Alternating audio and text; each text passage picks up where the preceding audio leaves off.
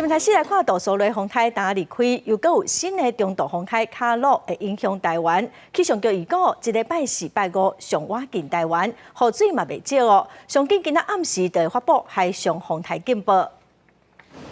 受到中度风台卡洛外围环流的影响，北部为今仔日透早就开始有风台雨的感觉。风台受到北边高压的影响，各国目前针对卡洛风台预测的路线也未统一，各有争差。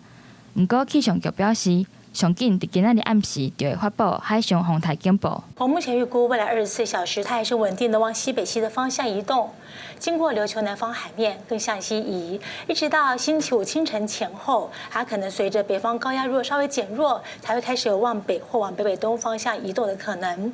如果未来移动方向速度正如我们所预估的话，气象局有可能最快在今天晚上发布海上台风警报。气象局表示，目前卡洛风台也继续在变强。未来敢会发布陆上风台警报，也阁需要观察。目前伫东部沿海已经有观测到2公尺至3公尺悬的海影，提醒伫沿海作业的渔船就要驶离。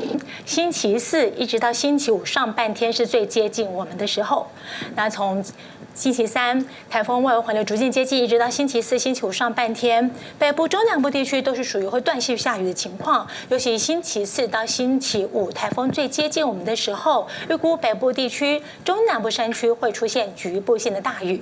但相较这种路径而言，花东地区的天气就稳定许多。气象局表示，风台拜四、拜五会上晚近台湾，雨势嘛会上大。为拜五开始，受到西南气流的影响。中南部会落较强的雨，加上今仔日甲明仔载2日，拄好撞到年度的大流。气象局嘛提醒沿海甲地势较低的所在，要注意海水倒激或者是淹水的灾情。记者林玉凯台北采访报道。